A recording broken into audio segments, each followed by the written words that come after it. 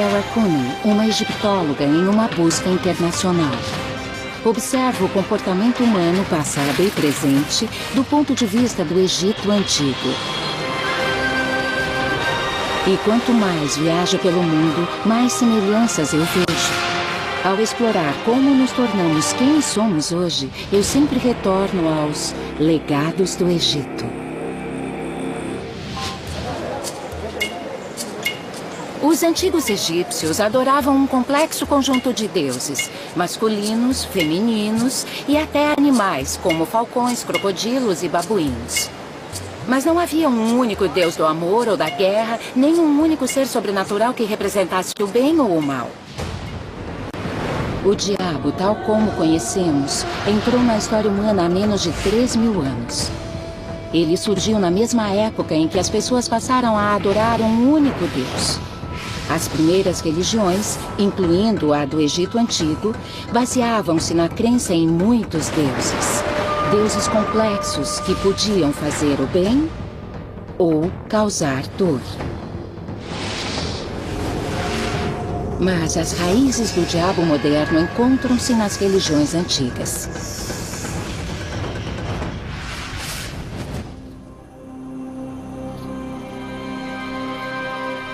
A cidade de Nagada, na margem ocidental do Nilo, data de 5.000 anos atrás. Aqui, os antigos egípcios construíram um templo dedicado a Set, sempre retratado com a cabeça de um estranho animal mítico. Set era o deus do deserto, da escuridão, das tempestades e do caos. Superficialmente, ele possui certos traços que associamos ao demônio. E a história de Set parece confirmar esta ideia. De acordo com o mito, Set tinha inveja de seu irmão Osíris. Então ele matou Osíris e cortou seu corpo em dezenas de pedaços.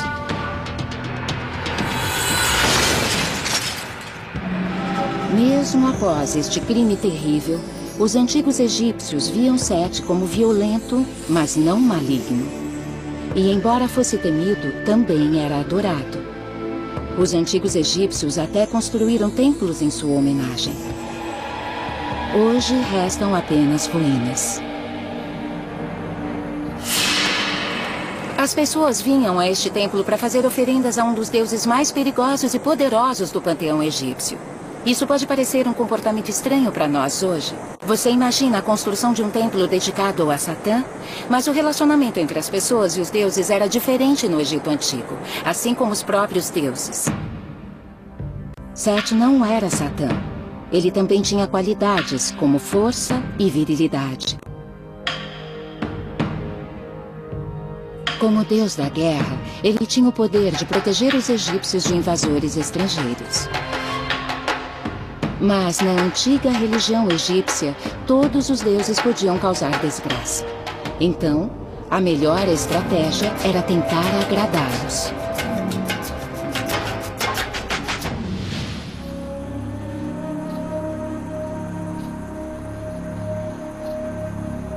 A 24 quilômetros de Nagada, encontra-se um dos maiores e mais famosos complexos religiosos do mundo.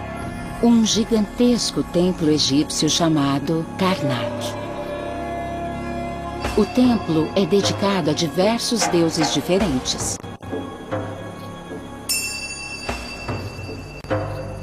Os fiéis vinham ao templo para aplacar os deuses e pedir boa sorte.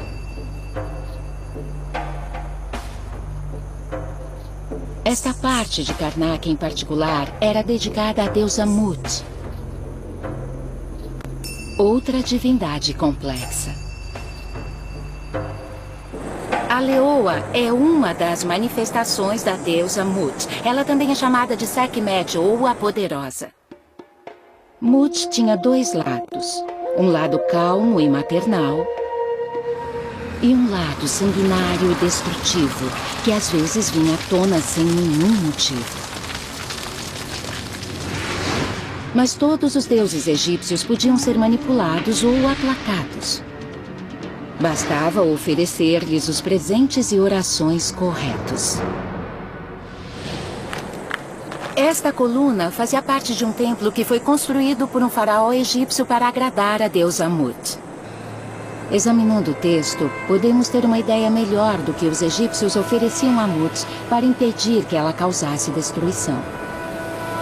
Este é o símbolo egípcio para a cerveja, que era a principal oferenda feita à deusa Mut, porque era o que a tornava calma e maternal. Quando não tinha cerveja em seu templo, ela podia ficar muito brava e prejudicar as pessoas. Mas mesmo quando raivosos, vingativos e cruéis, deuses como Mut e Set não eram considerados demoníacos. Os egípcios acreditavam que o bem e o mal eram dois lados da mesma moeda. Não havia a ideia de ter que escolher entre eles. Mas um deus antigo de outra religião possui uma semelhança física muito maior com a nossa imagem do diabo. Uma divindade grega chamada Pan. Pan também era adorado no que é hoje o norte de Israel, em um lugar chamado Banias. No século IV a.C., as influências culturais gregas haviam chegado a esta parte da Galileia. A população local acreditava que este bosque, com riachos e cavernas, era o lar de Pan. Pan era associado à natureza, à música e à fertilidade. O Dr. Mordechai Avian é um especialista neste lugar. Quando a população local começou a acreditar nos deuses e deusas gregos, ela associou lugares a essas divindades. Como Pan é o deus da natureza, este lugar, com seus lagos e cavernas, foi automaticamente ligado a Pan. Normalmente, Pan era retratado com chifres proeminentes e pernas e cascos de bode. Assim como os deuses egípcios, Pan era complexo e imprevisível. Às vezes brincalhão e às vezes perverso, tentando as pessoas à bebedeira e ao sexo selvagem. Traços que depois apareceriam no demônio. Pan é o deus da desordem. Isso. É daí que vem a palavra pânico. Quando as pessoas estavam andando pelo mato e de repente saía alguém dos arbustos, meio homem, meio bode, elas entravam em pânico. Então, ele se dava bem com a desordem. Embora fosse uma criatura engraçada, cercado de belas garotas, dançando, ele também era divertido. Antes mesmo de a religião grega chegar a Banias, um deus da natureza era adorado aqui há milênios. E os moradores locais vinham a este riacho para beber, dançar, comer e celebrar. Em 19 a.C., Herodes o Grande, um rei judeu instalado pelos romanos, construiu aqui um grande templo de mármore dedicado a Pan, transformando o humilde local de festejo num templo oficial.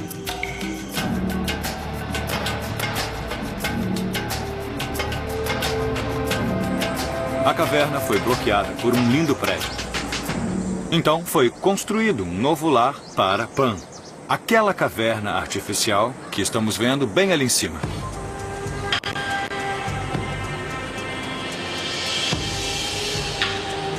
Os seguidores de Pan criaram esta caverna artificial por acharem que o deus devia ser adorado ao ar livre, na natureza.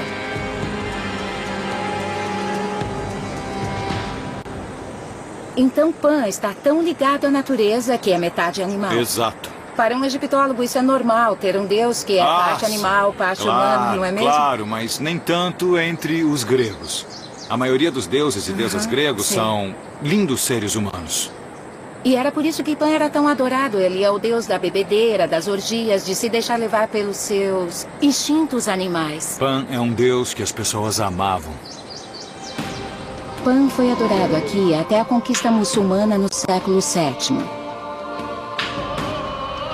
Com seus chifres e comportamento desregrado, o deus grego Pan compartilhava alguns traços importantes com o diabo moderno. Mas, repetindo, Pan não era considerado maligno. O conceito do mal puro surgiria depois.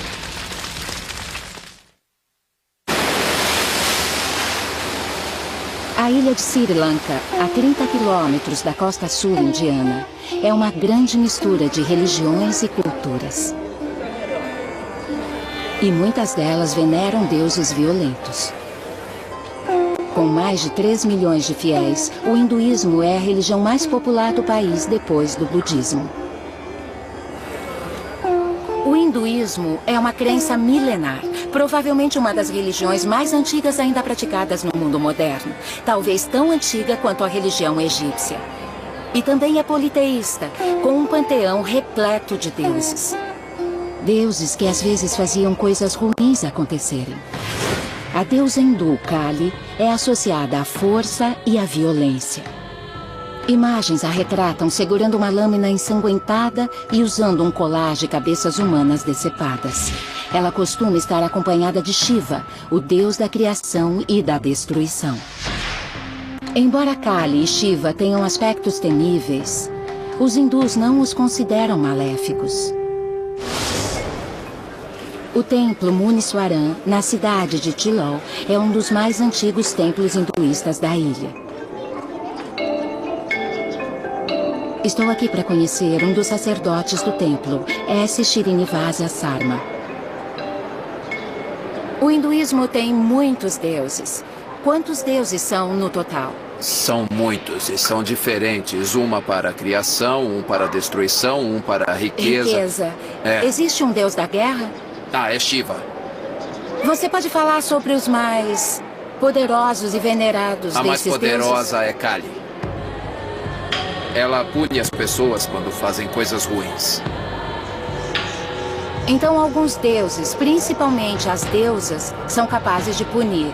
Mas não como Satã, não há um diabo no hinduísmo. Não há um diabo. De onde vem o mal? De acordo com o hinduísmo, as pessoas fazem coisas más. E assim se tornam más. Então não há um deus do mal? Não há. E não há um diabo? Também não.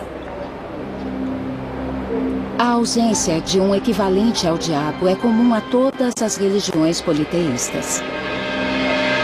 Os deuses hindus, como os deuses gregos ou egípcios, são reflexos sobrenaturais da complexidade humana. Não é que os deuses politeístas sejam cruéis ou rancorosos, são apenas complexos e representam todos os aspectos do nosso mundo, não só os bons. Sejam antigos ou modernos, eles são vistos como entidades volúveis, capazes de bondade, generosidade e terrível destruição. Deuses como Kali e Shiva destroem, abrindo caminho para que os humanos encontrem a sabedoria e a felicidade. Então, até os deuses violentos são, na verdade, uma força positiva.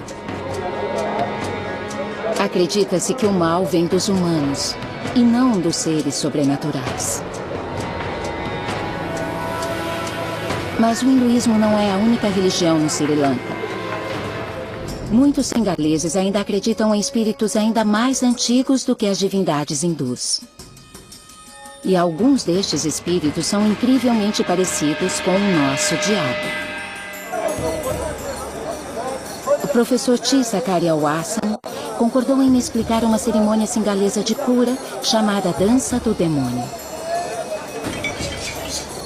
Ele me jogou água benta. Estou purificado? Sim, você está purificado. As primeiras menções a este ritual datam de 2500 a.C.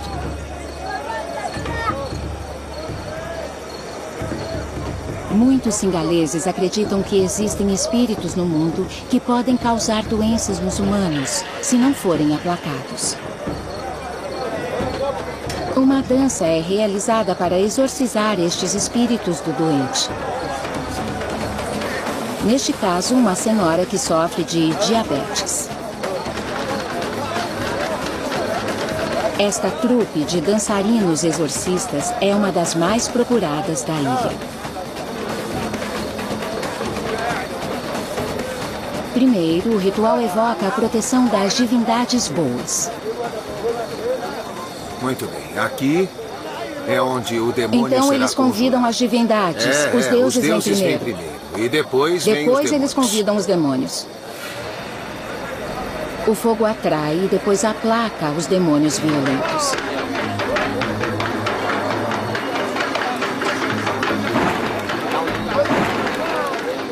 De certa forma, isso me lembra cerimônias em homenagem à deusa egípcia Mut.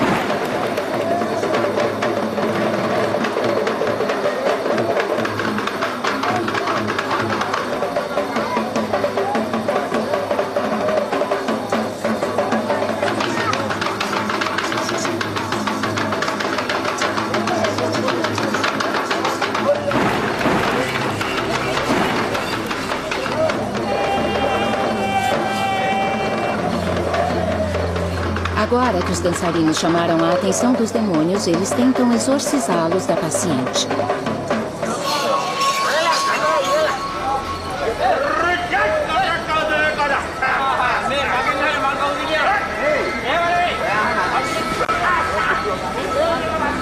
A chama também simboliza a doença.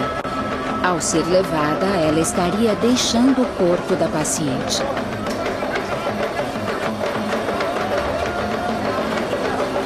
Mesmo que a dança do demônio sirva apenas para dar ânimo ao paciente, ela é uma cerimônia importante para muitos singaleses.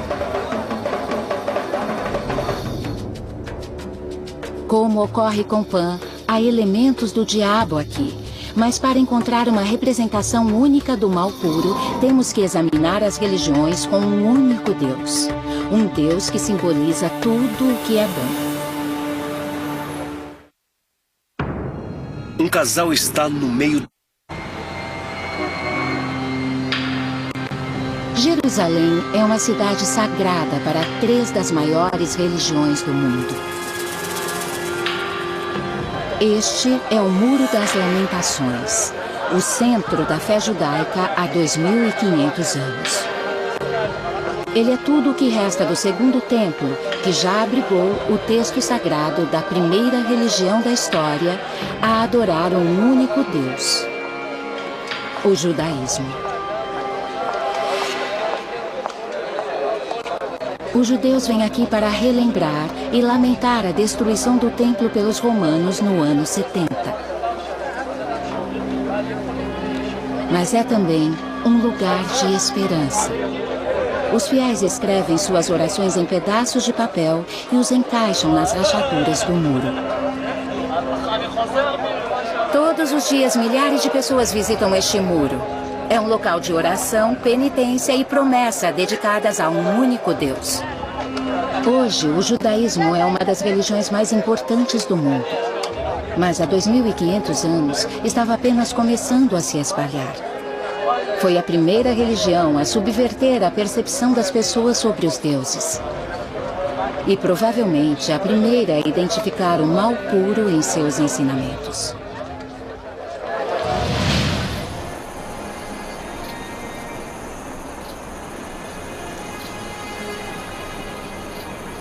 Estamos em Beersheba, às margens do deserto de Negev, no sul de Israel. Por volta de 1000 a.C., os moradores desta região adoravam muitos deuses. Entre eles, El, o Deus Criador, e Baal, o poderoso Deus das tempestades. Baal era um deus poderoso e violento, adorado como em qualquer outra religião politeísta do Oriente Médio Antigo. Mas por volta de 800 a.C., algumas pessoas dessa área começaram a adorar um único deus, que chamavam de Yahweh. E o primeiro mandamento de Yahweh era: não terás outros deuses além de mim. Foi a primeira vez na história em que as pessoas decidiram que só havia um Deus verdadeiro e os outros deviam ser descartados. Este novo monoteísmo mudou a forma como as pessoas encaravam a religião. Antes havia espaço para muitos deuses e muitas crenças. Mas o judaísmo proclamava que todas as outras religiões eram falsas, erradas e talvez até maléficas.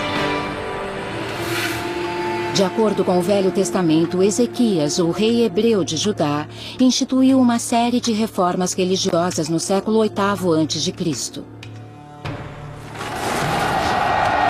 Ele ordenou a destruição de todos os templos dedicados a outros deuses. Beersheba era um destes lugares.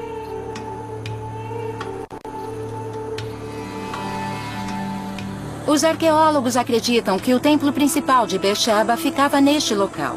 E foi encontrado um altar nesse sítio que devia ficar bem aqui, dentro do templo. O que vemos hoje é um grande buraco no chão. Curiosamente, há uma semelhança incrível entre alguns destes deuses proibidos e o diabo, como também ocorre com Pan e Set.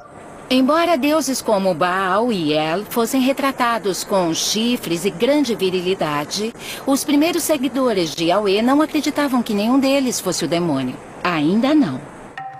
O mais fascinante é que esta mudança nas crenças não estava ocorrendo apenas em um lugar ou uma cultura. Ser o novato da turma é difícil. Eu que o diga. Sou novato todos os dias. Está certo que não me surpreendo mais com um camelo. Mas que lugar para dar coisa? Ficar 120 quilômetros ao sul de Luxor, o templo de Edfu é um dos maiores e mais bem preservados do Egito. A partir do século VII a.C., o Egito sofreu ataques constantes de invasores estrangeiros. O povo egípcio sentiu o impacto destas invasões violentas e no século III a.C., quando este templo foi construído, a concepção das pessoas sobre o mal havia mudado.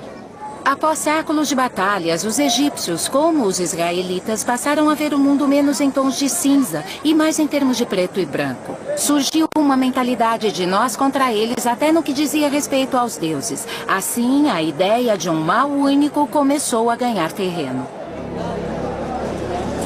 O templo de Edfu era dedicado ao deus Horus, o sobrinho de Set. Set havia sido adorado como uma fonte de poder por mais de 2000 anos. Agora, pela primeira vez, os egípcios começavam a ver seus métodos violentos como maus. Set tinha que ser simbolicamente destruído, e isso é retratado nas paredes do templo. Aqui temos uma imagem de Horus vencendo seu tio e inimigo Set.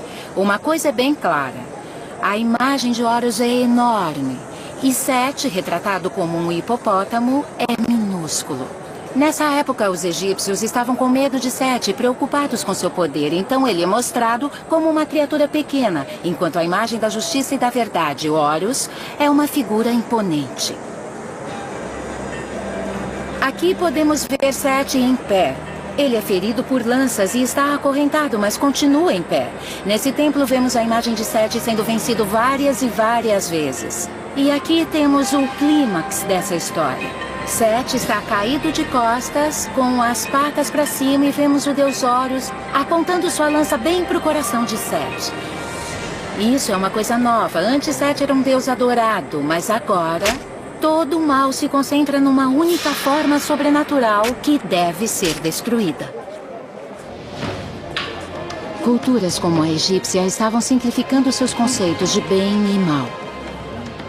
Os israelitas já haviam proclamado sua crença num Deus único, que era incapaz de errar.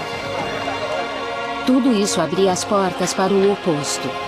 Um ser sobrenatural que fosse totalmente maléfico. Um mal que estava prestes a nascer. Este é o Coliseu em Roma, talvez a melhor representação arquitetônica de um império no mundo.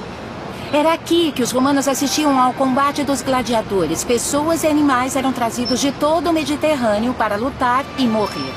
E é neste império multifacetado, com suas invasões e conquistas, que vemos uma coisa jamais vista antes. Uma nova concepção de maldade e escuridão. Roma era vigiada por milhares de soldados postados no exterior das muralhas da cidade. Perto destas bases militares, os arqueólogos encontraram câmaras subterrâneas como esta, dedicadas a um deus persa chamado Mitra.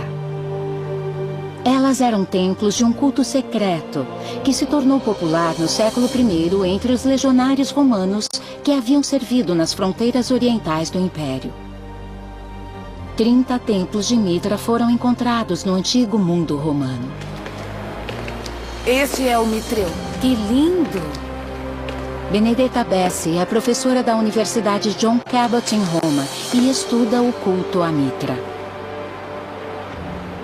Era um culto exclusivo. Só era aberto a pessoas iniciadas.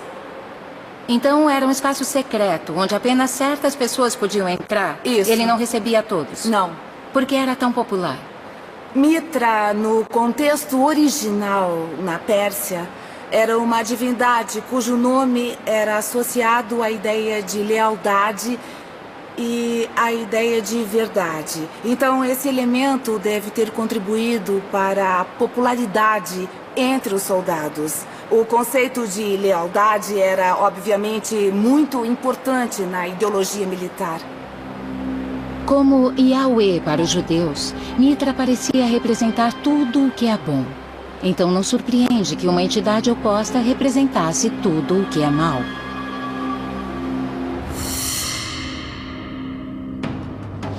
Embora os detalhes sobre o culto a Mitra sejam escassos, os historiadores concordam que para os seguidores do culto, o ato mais importante de Mitra foi o abate de um touro, que teria ocorrido numa caverna. Isso pode explicar por que tantos templos de Mitra foram construídos para se parecer com cavernas. E porque há evidências de que este sacrifício foi recriado no interior destes templos secretos. Então todos os soldados que faziam parte do culto estavam tentando destruir e eliminar o mal. E a morte do touro representa isso. É, isso. E você acha que isto aqui era o altar? Acho. Bem aqui? Esse era o altar, sim. E talvez tenham sacrificado um touro aqui? Não sabemos se eles realmente traziam um animal e o sacrificavam ou se o culto já tinha atingido um nível de ação simbólica em que simplesmente encenavam o sacrifício. Matando um frango? Isso. Ou Ou talvez animal. até bebessem vinho no lugar do Representando sangue. É. Parece outra religião que eu conheço. É, sim. Existem muitas similaridades. Então você acha que há semelhanças entre o culto a Mitra e o cristianismo? Eu acho Coisas que sim, foram sem incorporadas? dúvida. Temos essa ideia cósmica em que Jesus está ligado ao universo e à renovação do universo. E o mesmo ocorre com a imagem que temos de Mitra e suas ações. Então as ações de Mitra eliminam o mal, as ações de Jesus eliminam o Isso. mal e há uma oposição entre o bem e o mal. É. Essas duas coisas são muito parecidas. Com certeza. No século II, quando este Mitreu foi construído, o cristianismo ainda era um culto e não era amplamente aceito pelos cidadãos romanos. Mas o culto a Mitra compartilhava pelo menos um aspecto com a nova religião, a crença de que o bem e o mal eram forças opostas. A ligação entre o culto a Mitra e o cristianismo vai além das ideologias semelhantes. San Stefano Rotondo é uma das igrejas cristãs mais antigas de Roma. E foi construída diretamente acima deste templo de Mitra. Por que você acha que a igreja cristã foi construída sobre um local de culto a Mitra? Eles queriam deixar bem claro e visível que agora o cristianismo era a religião dominante e, ao mesmo tempo, absorver parte do prestígio ligado ao outro culto usando o mesmo local. Uma coisa curiosa é que o culto a Mitra desapareceu, enquanto esta religião, o cristianismo, floresceu no contexto do Império. Por quê? Por que ela era tão popular? O cristianismo não tinha nenhuma limitação em termos de status econômico ou social. Na verdade, tinha apelo junto com as classes mais baixas da população. Ao contrário do exclusivo culto a Mitra, o cristianismo era aberto a qualquer um. E entre os séculos II e III espalhou-se como fogo pelo Mediterrâneo, criando uma divisão entre fiéis e não fiéis. Nós contra eles. Foi um eco do que ocorreu nos primórdios do judaísmo. Os cristãos também acreditavam num único Deus verdadeiro. Aqueles que não abraçassem as crenças cristãs eram chamados de pagãos e associados ao mal. Os primeiros cristãos, que na verdade eram judeus, ligaram os infiéis ao politeísmo. Ao longo de 3 ou 4 séculos, estes deuses proibidos foram combinados em um único ser malévolo, o demônio. Ninguém sabe exatamente quando e onde as imagens icônicas que reconhecemos como o diabo surgiram pela primeira vez. Mas seu comportamento ameaçador e traços físicos foram adotados de uma série de deuses antigos. Características como os cascos de carneiro do deus grego Pan, os chifres de Pan e do deus da tempestade Baal, o tridente da divindade romana Netuno e a cauda bipartida do deus egípcio Seth, todas incorporadas na imagem moderna do mal puro, Satã.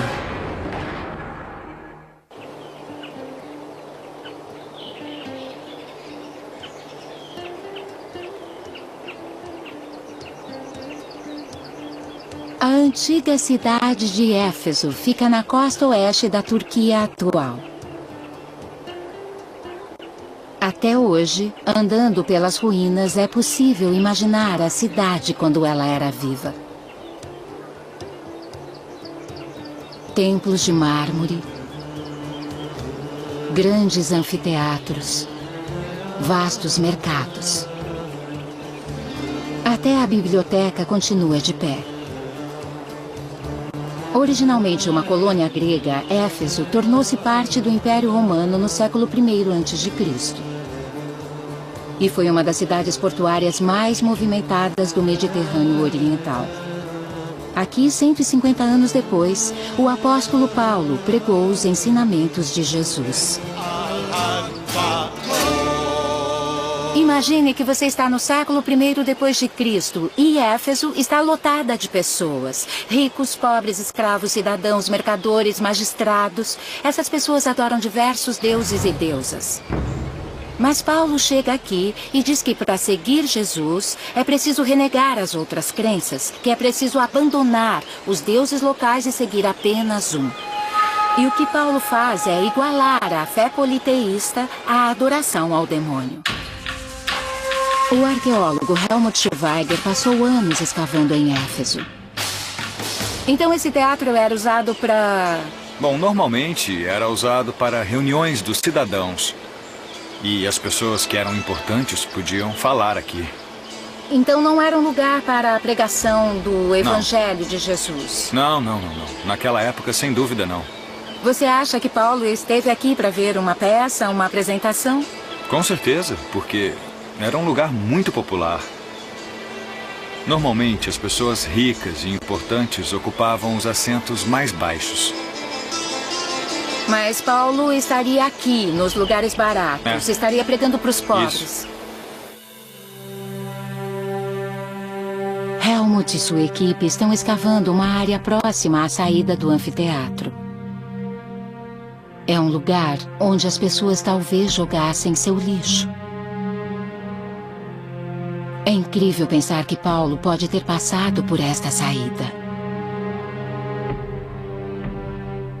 Quantas pessoas moravam na cidade quando Paulo chegou aqui? Achamos que cerca de 300 mil pessoas. Era uma cidade enorme, lugar perfeito para ele pregar. E Paulo não dizia apenas que deviam seguir Jesus, e sim que deviam seguir Jesus e largar, abandonar todos os outros. Só havia um Deus. As lições de Paulo destacavam um elemento-chave das religiões de salvação, a tentação do demônio nesta vida. Pela primeira vez na história, acreditava-se que um mal único tentava os humanos. Agora o papel do diabo era testar a fé. As pessoas viam sua existência terrena como um teste, uma escolha entre o diabo e Deus. Aqueles que não fossem corrompidos por Satã e suas crenças pagãs encontrariam após a morte luz, amor e perfeição. O cristianismo estava conquistando cada vez mais fiéis. Mas 200 anos se passaram até que os imperadores romanos reconhecessem o poder político da doutrina cristã do bem contra o mal. Quando fizeram isto, eles abraçaram o conceito do demônio e o cristianismo deslanchou. A 1.300 quilômetros de Éfeso encontrava-se o centro do Império Romano. Foi na própria Roma que o poder imperial e o religioso formaram uma nova união que mudaria o mundo para sempre. O que faz um terremoto ser mais letal? No século I a.C., os imperadores romanos construíram o que na época era a maior cúpula do mundo. O Panteão foi erguido originalmente como um templo politeísta, para celebrar a perfeição de todos os deuses. Mas centenas de anos depois, em 609, ele foi convertido em uma igreja cristã. Ainda há vestígios da mudança da religião romana para a fé cristã posterior. Eu vim me encontrar com Alessandro Celani, um estudioso do cristianismo antigo. A beleza do Panteão é que este prédio continua quase perfeitamente preservado, como era na época do imperador Adriano. Ele foi construído em 27 a.C. por um líder romano chamado Agripa. Então era um templo dedicado a muitos deuses. Isso. Este prédio foi o primeiro templo pagão que se tornou uma igreja.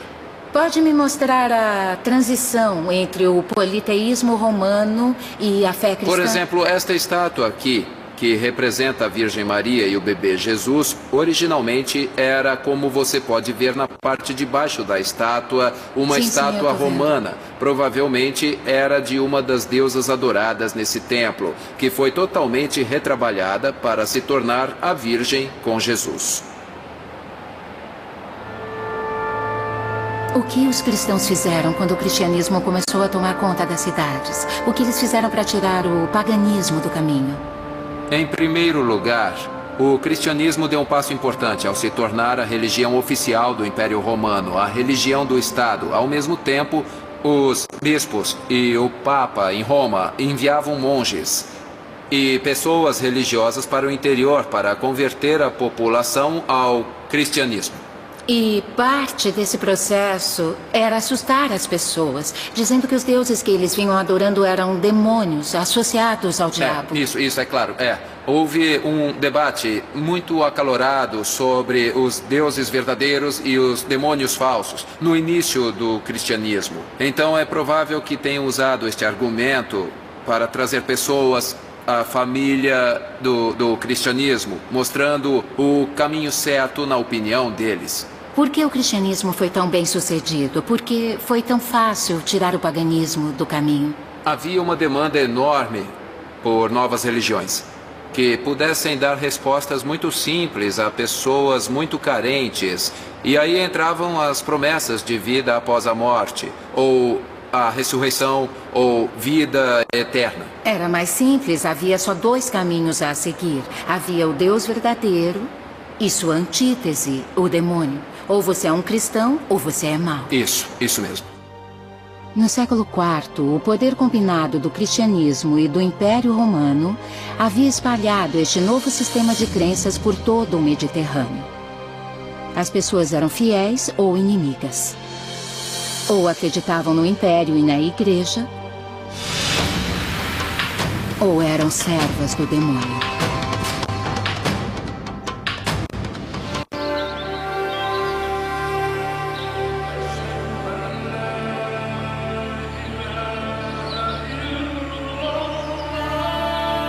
Esta é a Mesquita do Sultão Ahmed, mais conhecida como Mesquita Azul, construída entre 1609 e 1616 em Istambul, quando ela era a capital do Império Otomano.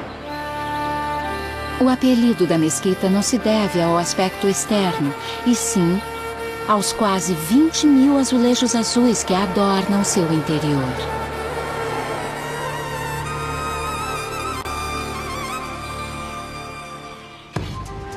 Estou aqui para falar com Mohammed Ai, um estudioso do Alcorão. Eu tive uma criação católica. Nessa religião, o mal é personificado em uma entidade, o diabo. É igual no islamismo? É possível fazer comparações simples entre a Bíblia e o Alcorão. Ambas as religiões veem Satã como uma entidade diabólica que tenta a humanidade. E é isso que Satã significa, adversário. Exatamente, e ele é alguém que leva as pessoas para o caminho errado nas duas religiões. Mas no Islã, Satã não é considerado o inimigo de Deus. Ele é o inimigo da humanidade, porque Deus é elevado demais para ter um inimigo. No Alcorão, Satã não é retratado como uma serpente. Ele aparece para Adão e Eva. Ele sussurra para os dois. Ele fala com os dois ao mesmo tempo e os convence a comer o fruto da árvore proibida. Então a história de Adão e Eva também está no Alcorão? Sim, está lá. E ele também é chamado de Satã? Sim, mas há algumas diferenças. Por exemplo, na Bíblia, vemos que a serpente fala primeiro com Eva. E é ela quem tenta Adão. Então é a mulher que tenta o homem, segundo o Velho Testamento, como nós sabemos. Mas no Alcorão, Satã tenta os dois, Adão e Eva, ao mesmo tempo. O que um muçulmano faz para combater o mal? Nós fazemos o jihad. Mas eu não estou falando do conceito de jihad que é divulgado pela mídia ocidental. Jihad significa literalmente lutar ao máximo da sua capacidade para agradar a Deus. E há um ditado dos profetas que diz: o melhor tipo de jihad que existe é o jihad que você trava contra seus próprios desejos. Então Satã testa os fiéis constantemente. Exatamente. Toda a humanidade é acompanhada por um anjo e por Satã. Enquanto o anjo tenta nos levar pelo caminho certo, Satã tenta desencaminhar. Os cristãos têm essa mesma crença. Nós temos um anjo em um ombro, um demônio no outro e há uma disputa constante. O anjo do lado direito Isso. E o diabo, o Satã, do lado esquerdo. É exatamente igual, exatamente igual. O Islã, o cristianismo e o judaísmo promoveram uma mentalidade de nós contra eles. Isso gerou novos problemas na interação entre as pessoas. Os cristãos achavam que os judeus estavam errados por não aceitarem o verdadeiro Messias. Os muçulmanos rejeitaram o cristianismo porque para eles os cristãos adoravam mais de um Deus, o Pai, o Filho e o Espírito Santo. Estas novas religiões eram por natureza intolerantes em relação a outras crenças. Todas as três maiores religiões monoteístas adicionaram a figura do demônio a seus textos sagrados. O diabo testava a devoção e despertava medo naqueles que se desviavam do caminho correto. Há 3.000 anos não existia o conceito do diabo. Mas aí, os deuses antigos das atitudes violentas e do apetite sexual fundiram-se numa força profundamente maléfica que teria o poder de dominar o coração, a alma e a mente dos homens. As novas religiões monoteístas começaram a tomar forma, encorajando as pessoas a pensar em termos de preto e branco, bom e mal. E assim nasceu o demônio.